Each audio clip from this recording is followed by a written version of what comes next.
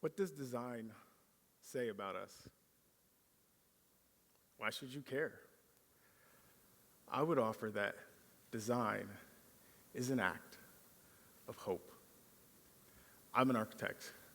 I design buildings for a living. I was a part of the team that worked on the Martin Luther King Library just down the street from many of you here tonight in the King-Lincoln-Bronzeville neighborhood. This neighborhood has such a rich history and legacy in the Black community.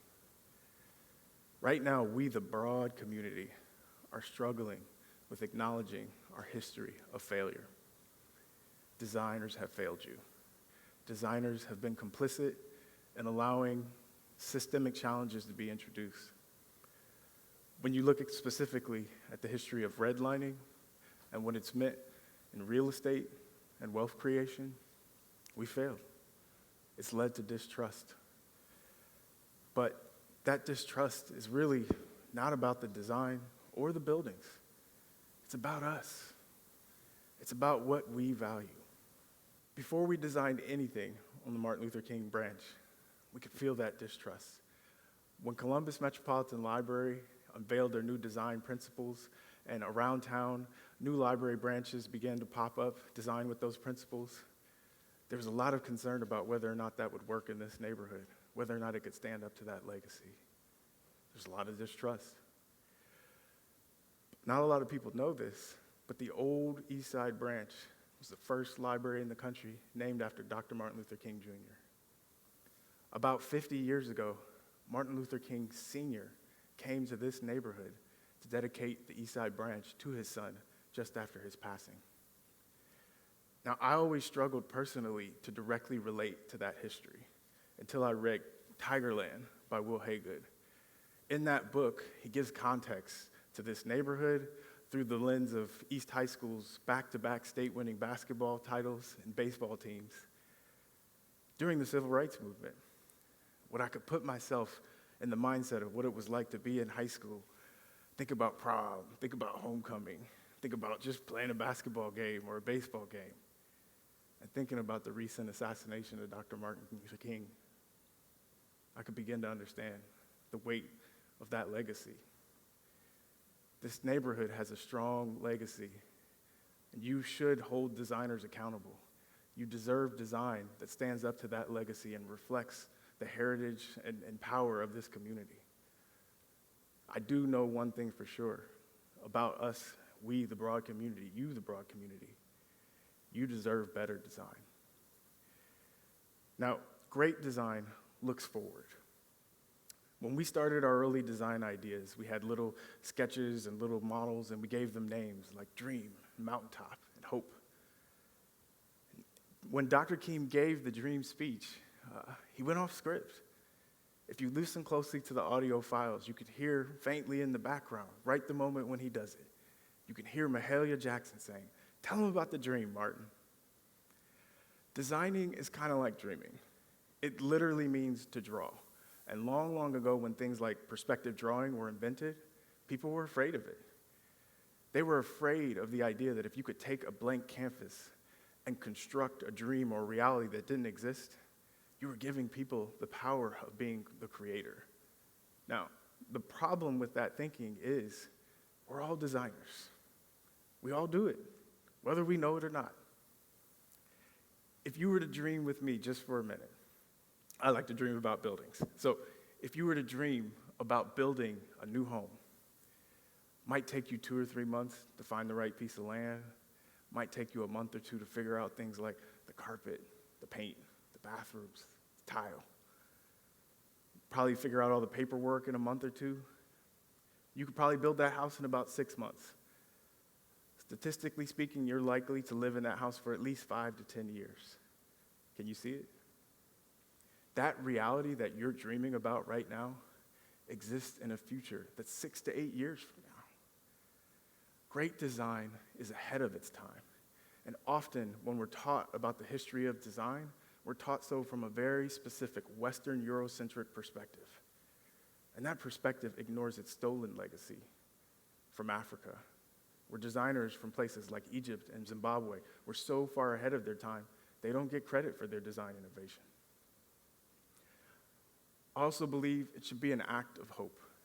When Dr. King, specifically in his writings, talks about buildings, he mentions buildings like training centers and libraries as places where you can connect people to resources to build a better future where we have a collective wisdom.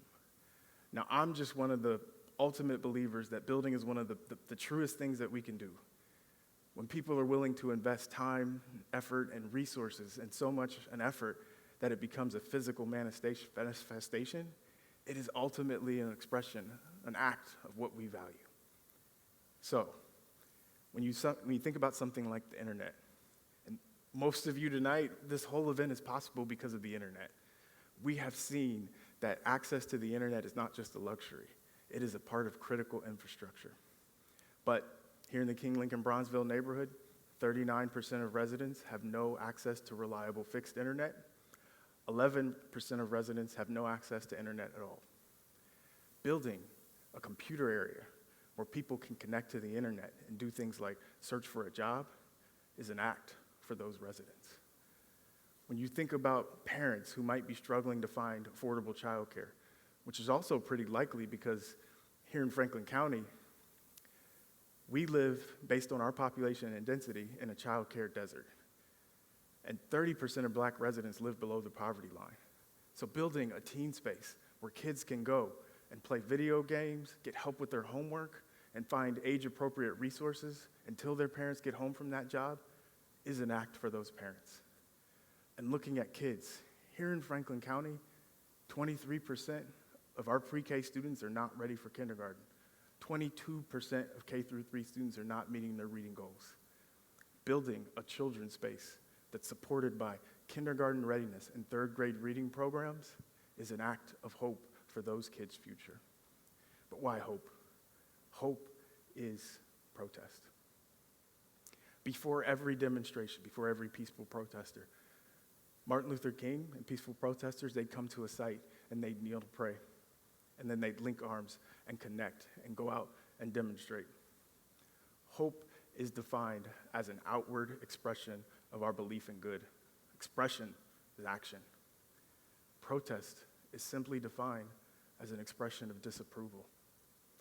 The hope that we had for this library is if that we could physically build a building that brought together the components of children, library staff, community, in a space where they were connecting to resource and demonstrating their desire to improve themselves, that this could be a space of protest.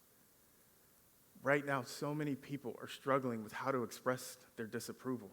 And they're saying things like, we want to go to normal. We want normal.